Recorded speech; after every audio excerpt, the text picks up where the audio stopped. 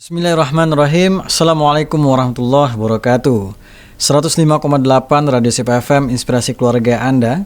Selamat malam keluarga Sip di mana saja berada. Mudah-mudahan selalu dalam lindungan Allah Subhanahu wa taala. Amin amin ya rabbal alamin. Dan kembali lagi nih kita bertemu dalam spesial program Dakwatuna. Lumayan lama ya jeda kita. Dan setiap hari Rabunya kita akan melakukan kajian kitab Fikih Ibadah bersama Ustadz Nanda Andika Yufa'alsi dan dipandu oleh sahabat Siranda Famil Fatih dari jam 20.30 sampai 21.30 waktu Indonesia Barat. Nah, selain di frekuensi 105,8 FM, Anda juga dapat mendengarkan kita melalui live streaming di sipfm.com. Kemudian juga kita juga sekarang sedang live di TikTok @sipfm. Kemudian juga nanti ya tayangan dari video atau rekaman pada malam hari ini juga akan tayang di YouTube Sip Media. Jadi keluarga Sip yang ingin bertanya, menanggapi, dan ingin berbagi seputar topik kita di malam hari ini, ya bisa atensi di nomor WhatsApp kita, ya nomor WhatsApp kita dengan nomor 081264579612 atau juga bisa dia di WhatsApp kita dengan mana ini ya? Di WhatsApp kita dengan nomor di hotline Sip FM ya, di hotline Sip FM dengan nomor 081222010159 dan juga di Instagram kita di @sipfm. Kemudian juga dapat live bertanya langsung di live TikTok kita. Kita sapa dulu nih Ustaz ya. Assalamualaikum Ustaz. Waalaikumsalam warahmatullahi wabarakatuh. Gimana kabarnya malam hari ini Ustaz? Alhamdulillah. Alhamdulillah, ini cerah nih pada malam hari Ustaz. Ini cahaya juga, ini kamera juga Suasana baru ya. Suasana baru. Insyaallah. Dan kalau gitu keluarga Sip pasti penasaran apa yang kita bahas pada malam hari ini. Kalau gitu kita persilakan kepada Ustaz Nanda untuk memulai kajiannya. Silakan Ustaz. Terima kasih sahabat Siar Fahmi dan saudara Sip, keluarga Sip ya dimanapun Anda berada.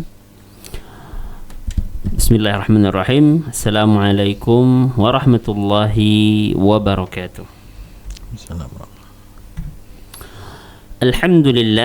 Alhamdulillahilladzi arsala rasulahu bil huda wa dinil haqq liyudhhirahu 'alad dini kullihi wa kafaa billahi shahida.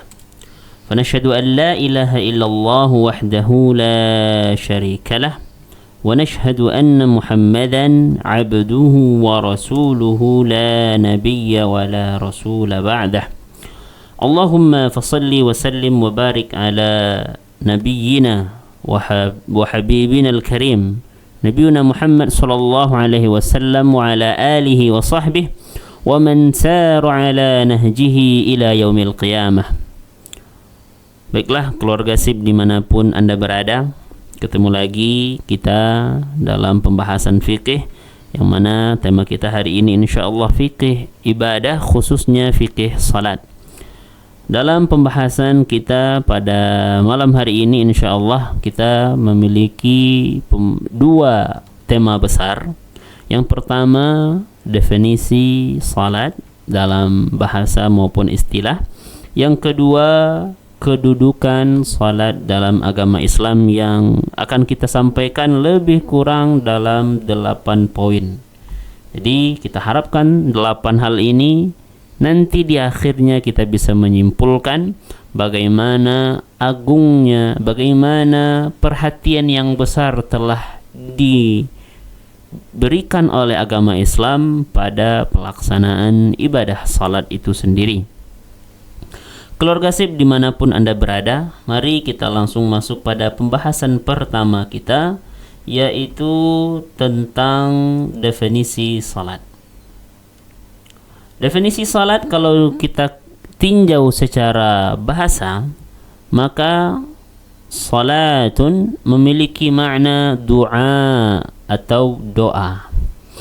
Dan ternyata arti secara bahasa ini juga memiliki makna.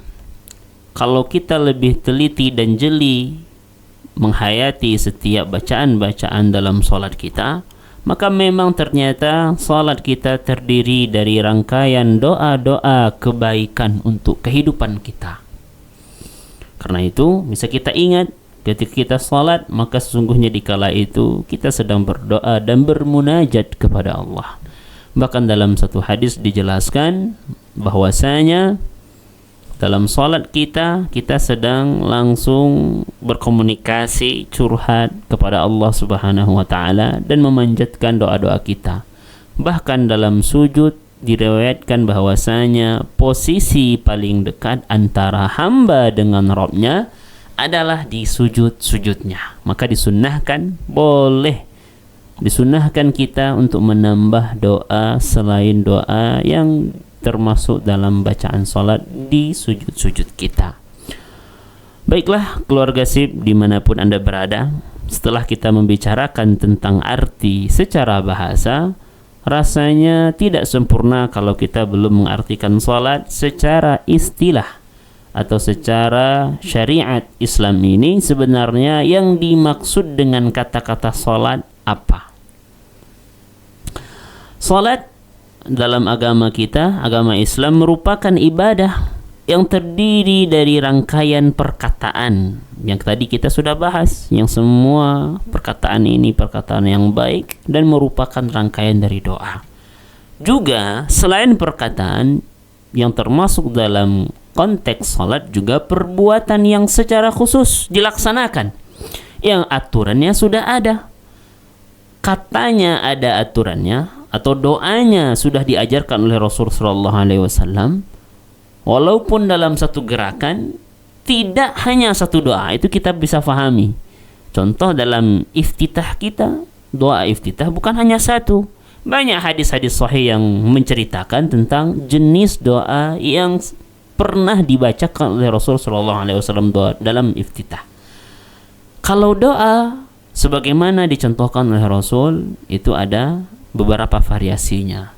Dalam ibadah kita, dalam mengamalkan ibadah, terutama salat merupakan ibadah yang mahdhah, ibadah yang sudah ada aturan yang wajib kita laksanakan, maka doa-doanya harus berlandasan pada hadis Nabi sallallahu alaihi wasallam. Selanjutnya, selain perkataan, perbuatan pun juga sudah diatur, sehingga ketika perbuatan yang khusus ini yang dimulai dengan takbir, kalau sudah takbiratul ihram, maka perbuatan lain yang di luar salat tidak boleh dilaksanakan lagi, kecuali nanti ada kasus-kasus tertentu ataupun sesuatu yang kecil, sebagaimana kaidah di agama kita, kaidah di usul fiqh, an-nadiru la yu'tabar. Kalau sedikit, walaupun itu bukan bagian dari salat, mungkin bisa dimaklumi karena yang sedikit itu biasanya tidak dianggap, tapi memang konteksnya sedikit. Atau perbuatan di luar salat tapi karena keadaan darurat, itu dibolehkan. Tetapi secara khusus, dia perkataannya khusus, perbuatannya khusus, yang dimulai dengan takbir dan diakhiri dengan salam. Keluarga SIP dimanapun Anda berada, maka akan tergambar bagi kita bahwasanya salat itu yang diakui dalam agama, yang memiliki aturan yang bisa dikatakan rinci, baik dalam Al-Quran dan lebih rinci lagi dalam hadis Nabi sallallahu alaihi wasallam. Itu dihitung bermula dari takbir.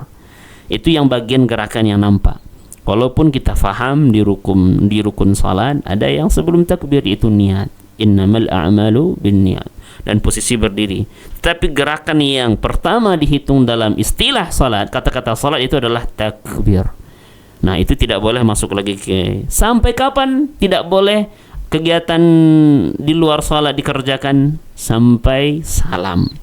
Setelah salam, nah itu memiliki dalil umum atau tidak ada aturan khusus, walaupun kita tahu kebiasaan kaum muslimin setelah salam akan melaksanakan zikir, walaupun kita sadar zikir pun dengan beberapa cara atau dengan beberapa eh, atau tidak diatur harus berdiri atau harus duduk atau harus berbaring, karena memang yang salat di aturan lengkapnya itu sampai salam. Ini perlu dipahami.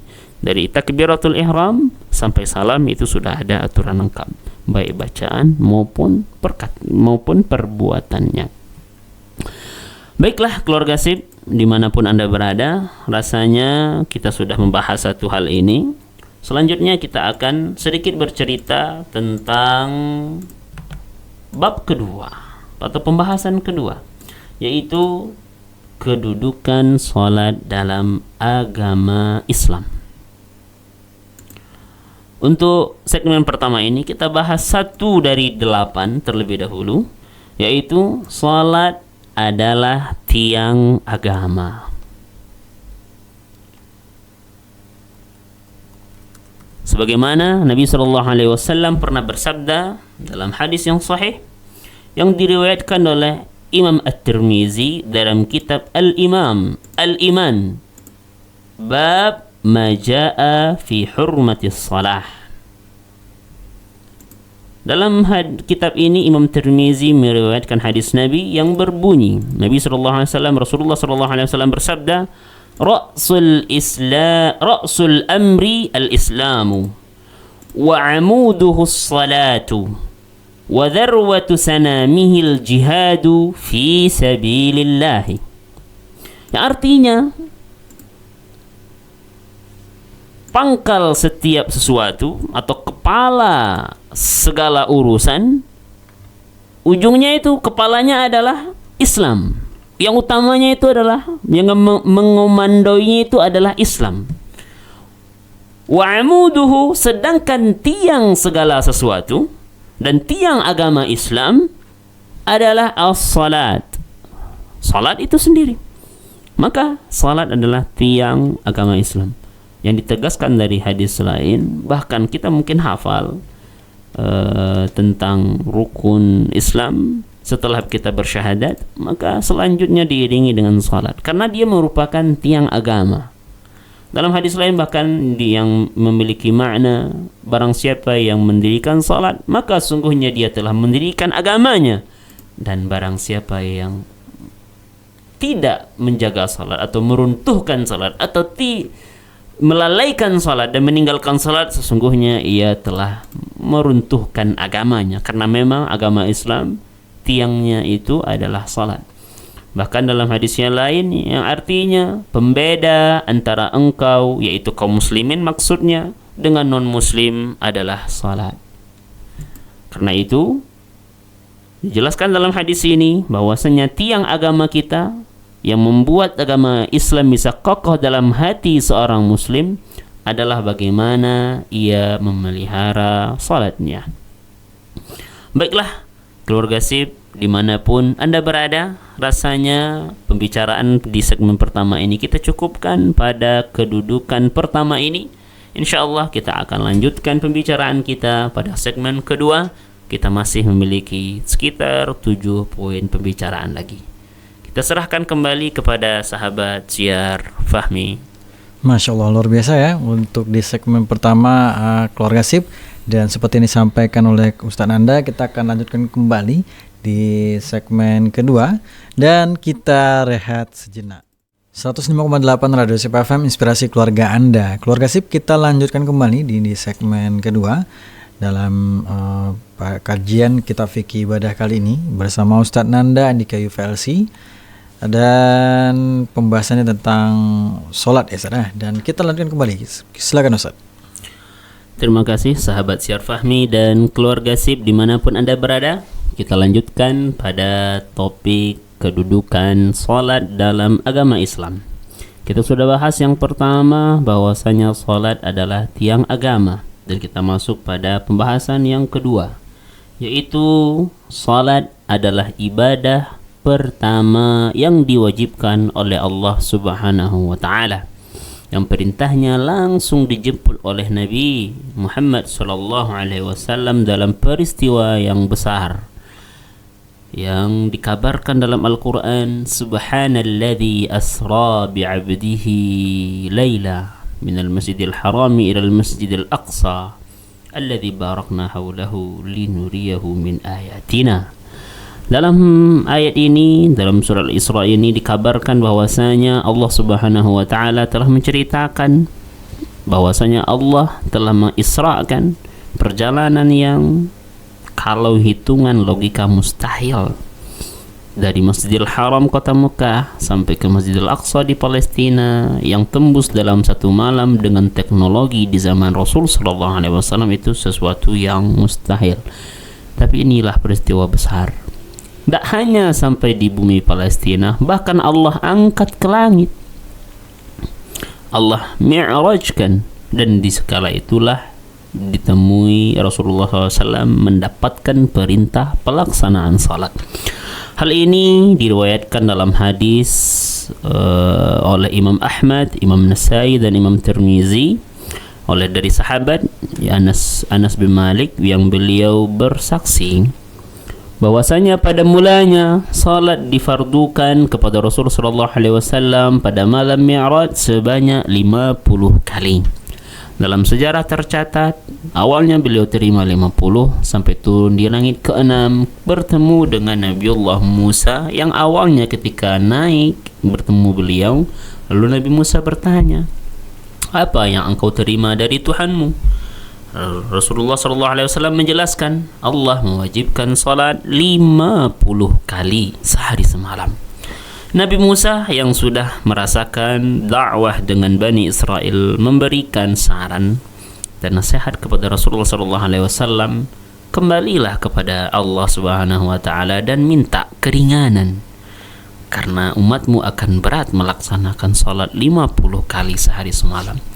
Sehingga Rasulullah SAW dalam sejarah tercatat bahwasanya bolak-balik dari langit ke-6 bertemu dengan Nabi Musa, balik lagi ke hadirat Allah Subhanahu wa taala, mengurangi jumlah salat. Ada riwayat mengatakan setiap bolak-balik itu kurang 5, ada riwayat mengatakan kurang 10. Sampai pada akhirnya jumlah salat 5. Di 5 kali pun sehari semalam, komentar Nabi Musa alaihi salam masih sama, ini berat, minta lagi pengurangan. Nah, dikala itulah Rasul sallallahu alaihi wasallam bersabda, menyampaikan, sesungguhnya aku malu untuk meminta pengurangan lagi dari 50 sudah jadi 5, minta dikurang lagi, tidak kuat rasanya minta. Dan terdengarlah firman Allah Subhanahu wa taala, wahai Muhammad, salat merupakan satu ketetapan yang tidak dapat dirubah lagi di sisiku.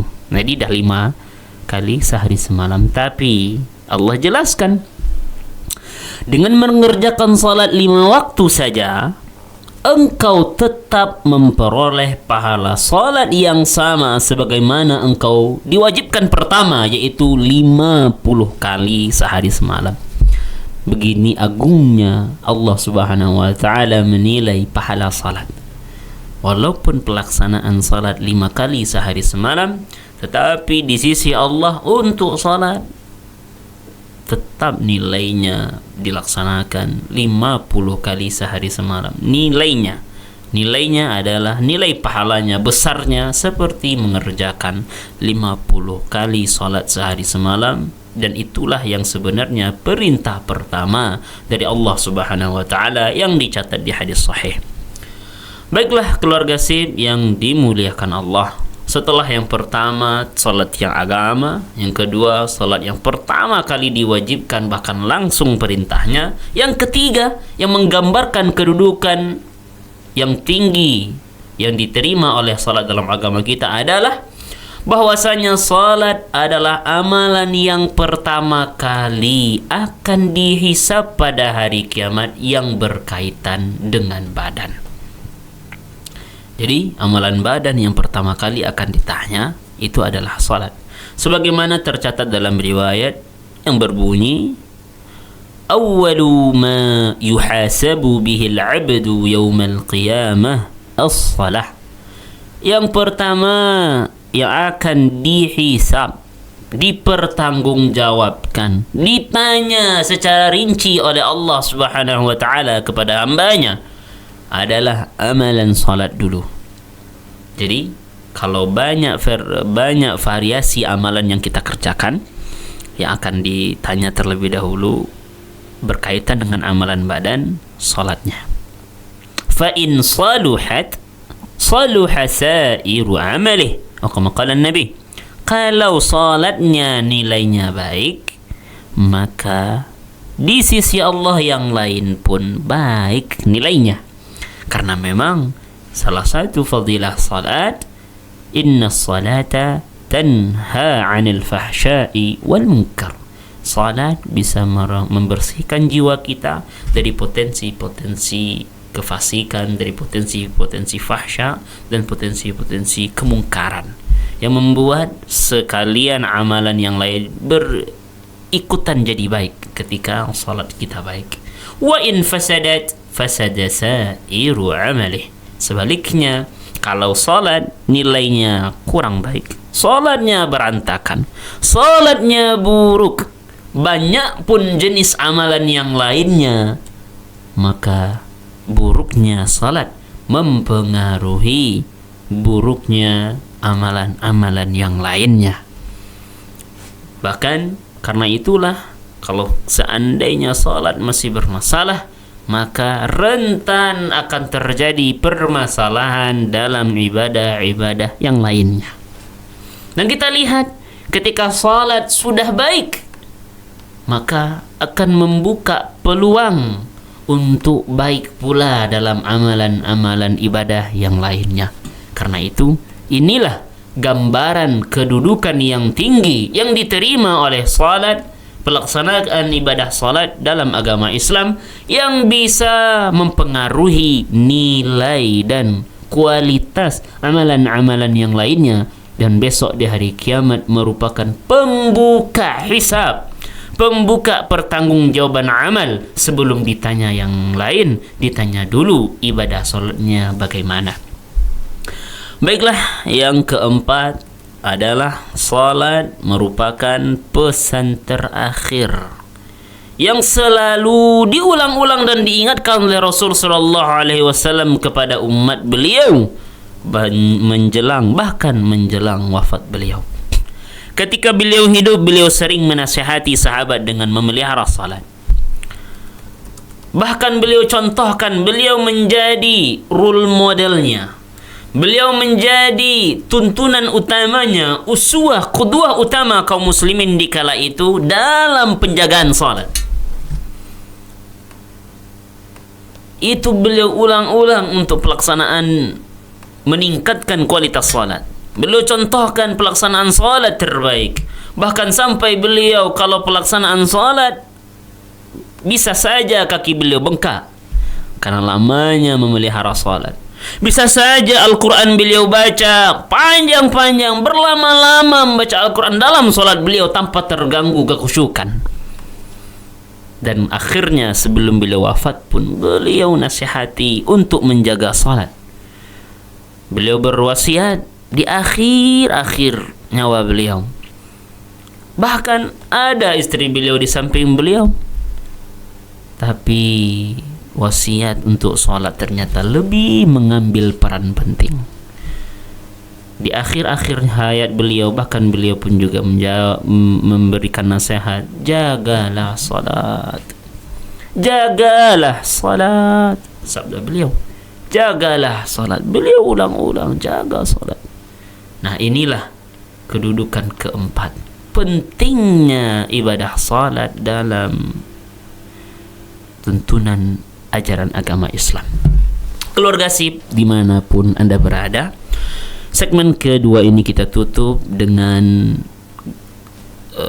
kedudukan kelima, yaitu poin kelima yang menggambarkan agungnya salat dalam agama kita adalah salat merupakan hal terakhir dari ajaran agama yang akan diabaikan oleh umatnya. Jika salat sudah diabaikan, maka ajaran agama yang lainnya juga akan diabaikan. Jadi di sini akan ada gambaran dari Rasulullah SAW bahwasanya dalam hadis riwayat Ibnu Hibban dari Abu Umamah, Rasulullah SAW bersabda, sesungguhnya ikatan Islam akan terurai satu demi satu. semakin tua umur dunia ini, semakin jauh jarak kita dari Rasulullah SAW. Islam dikabarkan dalam nubuah beliau akan mulai terurai satu persatu. Setiap kali ikatan terurai, maka manusia akan berpegangan pada ikatan setelahnya. Dan pertama kali yang akan terurai ditinggalkan, maksudnya yang akan pertama kali ditinggalkan dalam pelaksanaan agama ini, yang lepas dari pelaksanaan agama Islam adalah masalah hukum. Hukum Islam mulai dijauhi. Bukankah kita sudah melihat sekarang? Mulai gharib, mulai asing hukum Islam. Tapi masih dipegang sekarang. Tapi besok makin mendekat ke hari kiamat, makin jauh dari Nabi sallallahu alaihi wasallam, ini akan mulai hukum dulu. Terus dan terakhir yang akan terlepas dari kaum muslimin. Nah, ini dah dekat hari kiamat ini. Adalah salat. Karena memang salat diajarkan untuk ditanamkan sejak sedalam dalamnya di hati kaum muslimin. Makanya dia akan terakhir Allah angkat dari hati kaum muslimin sebelum datangnya Qiyamatul Kubra. Baiklah keluarga SIP dimanapun Anda berada, pada segmen kedua kita cukupkan dengan poin kelima ini. Semoga tergambar bagaimana agungnya salat dalam agama kita. Kita serahkan kembali kepada sahabat Syiar Fahmi. Masya Allah, ini luar biasa ya di segmen kedua ini. Dan seperti yang disampaikan oleh Senanda, masih ada satu segmen lagi di segmen ketiga. Kita akan membahas lebih dalam lagi. Dan kita rehat sejenak. 105,8 Radio SIP FM, inspirasi keluarga Anda. Keluarga SIP, kita lanjutkan kembali di segmen ketiga. Ini segmen terakhir ya, bersama Ustadz Nanda di Kayu VLC. Silakan Ustadz. Terima kasih sahabat Syiar Fahmi dan keluarga SIP dimanapun Anda berada, untuk menyempurnakan pemahaman kita tentang tingginya kedudukan salat dalam agama Islam. Kita sudah membahas 5 hal. Yang pertama, salat adalah tiang agama. Yang kedua, salat yang pertama kali adalah ibadah yang pertama kali diwajibkan dalam Isra Mi'raj. Yang ketiga, salat merupakan amalan pertama yang nanti di hari kiamat akan ditanya oleh Allah Subhanahu wa taala, dan penentu kualitas amalan yang lain. Yang keempat, salat merupakan pesan terakhir dalam wasiat Rasulullah SAW sebelum beliau wafat. Yang kelima, salat merupakan hal terakhir yang dari ajaran agama yang akan diabaikan oleh umat sebelum hari kiamat. Dah, kita masuk pada poin ke-6 yang menggambarkan tingginya kedudukan salat, yaitu perintah salat dan pembicaraan tentang salat sering disandarkan oleh Allah Subhanahu wa taala dengan banyak jenis ibadah.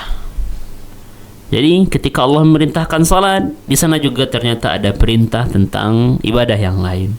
Dan itu bukan hanya satu ibadah. Walaupun yang populer itu penyandingan dengan zakat, wa aqimus shalah wa atuz zakah.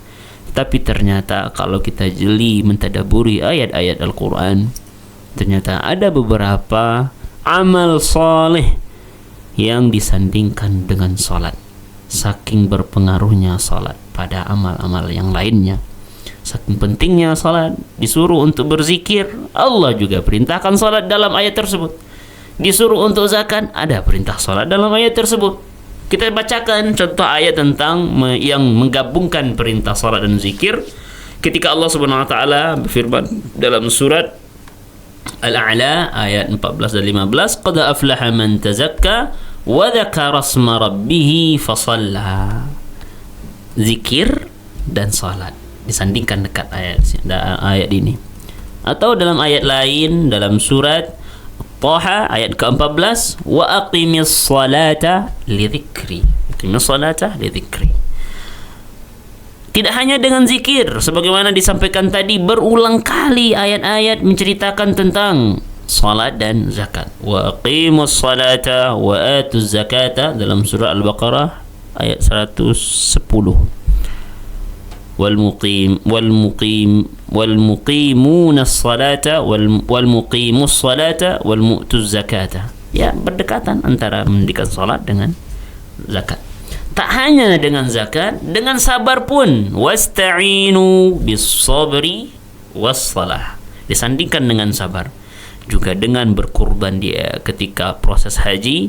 Fasalli li rabbika wanhar. Fasalli, salat, li rabbik wanhar, dan berkurban. Ini dalam haji. Dan bahkan terkadang kalau kita jeli membaca firman Allah yang terdapat dalam surat Al-Mu'minun, di awal-awal surat Al-Mu'minun, Allah ternyata membahas tentang salat di awal-awal ayat. Qad aflahal mu'minun alladzina hum mu'minun. Sifat mukmin pertama Allah sebutkan dalam surat ini adalah salatnya dulu. Alladzina hum fi salatihim khashi'un. Nanti sebelum menutup di ayat ke-11 tentang orang-orang mukmin akan diberikan balasan surga Firdaus, ternyata di ayat 9, di ayat 10 orang-orang mukminlah pewaris yang mewarisi kebaikan dan akan masuk ke dalam Firdaus. Di ayat 9 Allah kembali mengulang tentang salat. Walladzina hum ala salawatihim yuhafizun.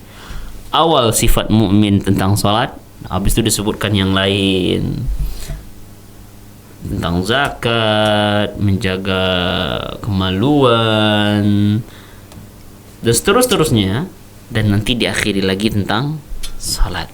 Baru Allah jelaskan ulaika humul warithun. Baik salatnya, baik amalan lain ditutup lagi dengan salat, baru mereka lah pewarisnya. Nah, bukan di sini ada pengulangan.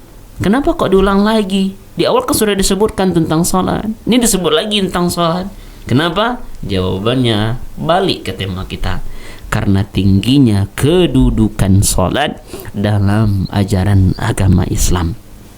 Mungkin dengan ini bisa kita simpulkan yang keenam, seringnya salat disandingkan dengan amal ibadah. Bahkan dalam salah satu surat, salat dimulai, habis itu amal ibadah yang lain ditutup lagi dengan salat. Nampaklah ketingginya kedudukan salat dalam agama kita. Yang ketujuh, poin yang ketujuh yang mendukung argumen yang sama, yaitu salat harus dilaksanakan dalam segala kondisi. Mau dia sedang tinggal nyaman di satu lokasi, wajib salat. Atau sedang berpindah-pindah dalam safar, wajib salat. Atau dalam keadaan aman, senang, tidak perang, ya nggak ada, aman damai, wajib salat. Bahkan dalam keadaan takut, sedang perang pun wajib salat, walaupun nanti ada cara terkhusus bagaimana cara salatnya. Karena itu Allah SWT berfirman dalam Al-Quran surah Al-Baqarah ayat 238 sampai 239 yang menggambarkan kewajiban salat dalam segala kondisi. Mau apa kondisi kita tetap harus salat. Maka Allah berfirman memulai ayat ini dengan hafizu, jaga oleh kalian, ala salawati, semuanya salat, maksudnya 5 waktu, walaupun pahalanya nanti 50 sebagaimana diwajibkan yang pertama. Was salatil wusta, dan salat yang pertengahan. Walaupun ini berbeda tafsiran, ada yang mengatakan salat zuhur, ada yang mengatakan salat asar. Wa qumu lillahi qanitin, dan berdirilah karena Allah dalam salatmu dengan khusyuk.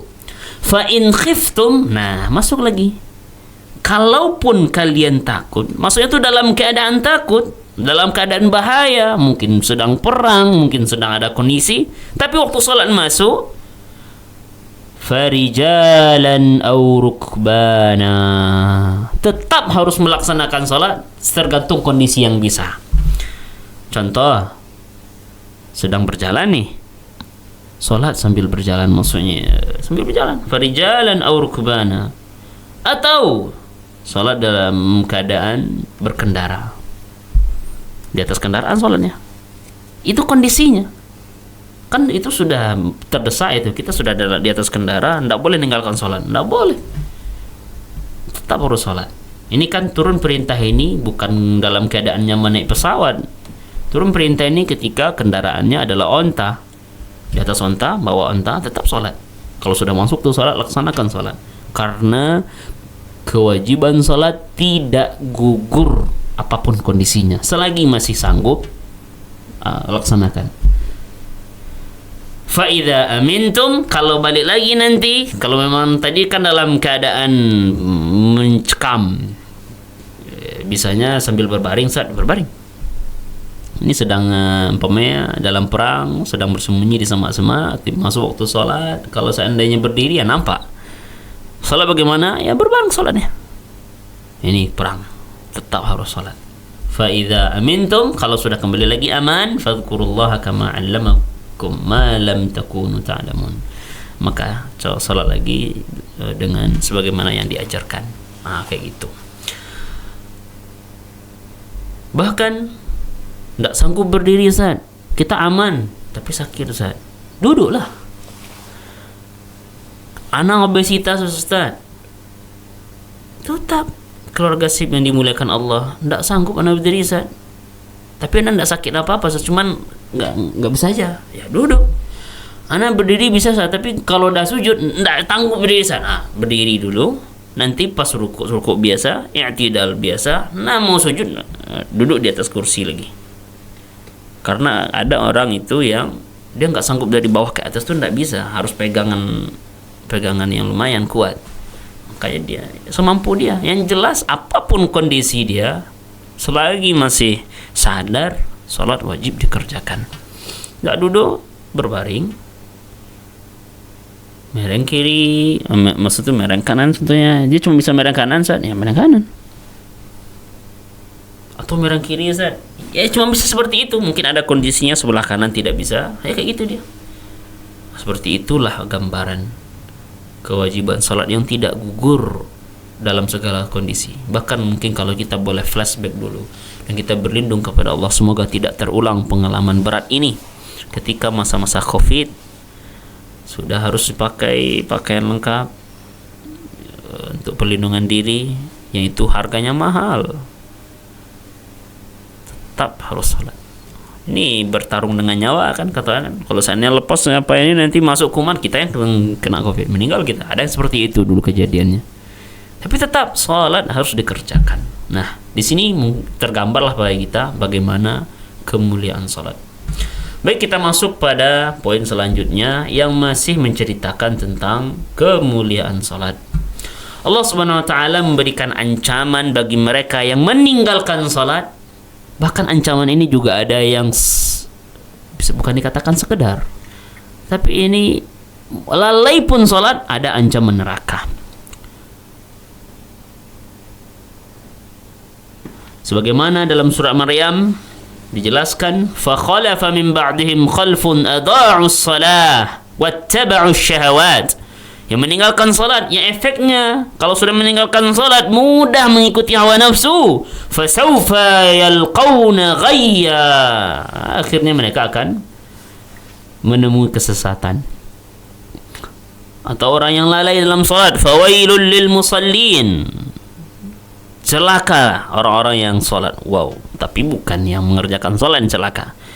Baca sifat salatnya atau baca sifat orangnya, yaitu di ayat kelima, alladzina hum an salatihim sahun, yaitu orang-orang yang lalai dari salat. Maka dalam tilawah jangan berhenti di sini. Dalam surah Al-Maun kan, fawailul lil musallin, Allahu akbar. Jangan, tidak boleh. Sifatnya apa? Alladzina hum an salatihim sahun. Dan yang terakhir yang juga bisa menggambarkan pentingnya salat dan perlu kita kasih garis bawah, ternyata perintah salat itu bukan hanya di zaman Nabi sallallahu alaihi wasallam. Nabi-nabi terdahulu juga sudah diperintahkan untuk salat. Maka dalam Al-Qur'an tercatat di antaranya nabi-nabi pertama, bahkan digelari sebagai bapaknya para nabi, yang bernama Nabiullah Ibrahim alaihi salam. Saking pentingnya untuk menjaga salat dan butuh hidayah dari Allah untuk memelihara salat, beliau berdoa kepada Allah Subhanahu wa taala agar menjadikan diri beliau dan anak-anak keturunan beliau esoknya selalu menegakkan salat. Dalam surah Ibrahim tercatat di ayat ke-40 doa Nabi Ibrahim, Rabbi ja'alni, ya Rabb, jadikanlah diriku muqimas salati, orang yang bisa mendirikan salat, wa min dzurriyyati, dan jadikanlah pula keturunanku bisa mendirikan salat. Rabbana, ya Tuhan kami, wa taqabbal du'a, perkenankan doa. Nah, perkenankan doaku ya Allah. Saking pentingnya salat, Nabiullah Ibrahim menjadikan salat dari bagian dari doa-doa beliau. Dan beliau juga doakan kita, keturunan beliau. Karena kalau dibaca nanti sejarah, Nabi Ibrahim memiliki anak Ismail, itulah yang nanti turun sampai Nabi Muhammad SAW. Dan ada juga Ibrahim, Ismail, Nabi Ishak. Nah, nanti turun sampai nabi-nabi semuanya lewat nanti keturunan Nabi Ishak, kembali ke Ibrahim sampai Nabi Isa. Maka bapaknya, cocoklah gelar beliau sebagai bapak para nabi, dan ternyata doa beliau sampai untuk kita juga. Wa min dzurriyyati, keturunanku, anak cucuku besok pun juga, jadikanlah mereka muqimas shalah. Saking pentingnya salat ini dijadikan doa oleh Nabi Ibrahim yang merupakan bapak para nabi. Baiklah keluarga SIP yang dimuliakan Allah, di akhirnya kita akan simpulkan 8 poin tentang kemuliaan salat. Yang dimulai, yang pertama, salat tiang agama. Yang kedua, salat adalah ibadah pertama yang diwajibkan, yang dijemput langsung kepada Allah Subhanahu wa taala dalam peristiwa Isra Mi'raj. Yang ketiga, salat adalah ibadah pertama yang dihisab di hari kiamat. Yang keempat, salat adalah wasiat terakhir Rasul sallallahu alaihi wasallam sebelum wafat. Salatlah, jagalah salat. Yang kelima, ancaman bagi yang lalai dan meninggalkan salat. Yang keenam, salat tetap ada dalam segala kondisi kehidupan.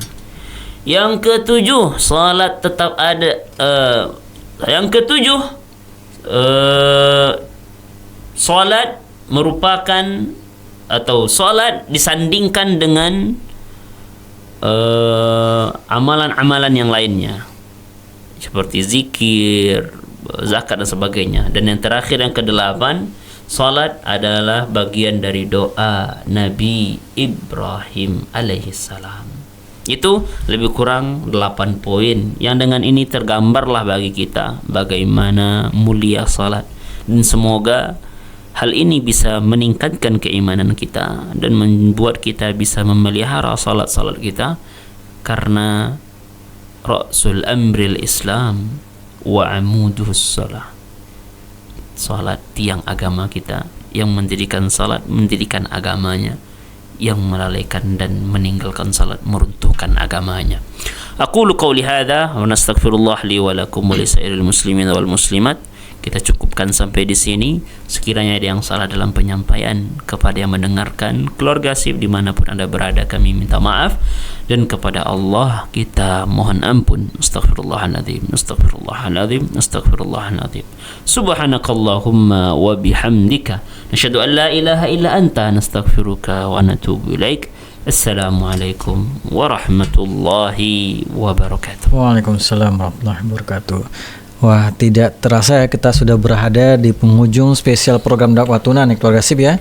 Dan semoga apa yang sudah dibahas oleh Ustadz tadi dapat menambah keimanan kita kepada Allah, cinta kita kepada Islam, dan tentunya bermanfaat serta kita ambil ibrahnya untuk diaplikasikan dalam kehidupan sehari-hari. Terima kasih banyak Ustadz kedatangannya dan ilmunya pada malam hari ini di Radio SIP FM. Dan kalau gitu keluarga SIP ya, Ustadz Nanda Andika UVLC dan sahabat siar Anda Famil Fatih pamit dari spesial program dakwah tuna. Tapi jangan kemana-mana dulu nih, karena masih banyak program dan informasi menarik lainnya. Mohon maaf apabila ada salah kata. Subhanakallahumma wa bihamdika, asyhadu an la ilaha illa anta, astaghfiruka wa atubu ilaik. Wassalamualaikum warahmatullahi wabarakatuh.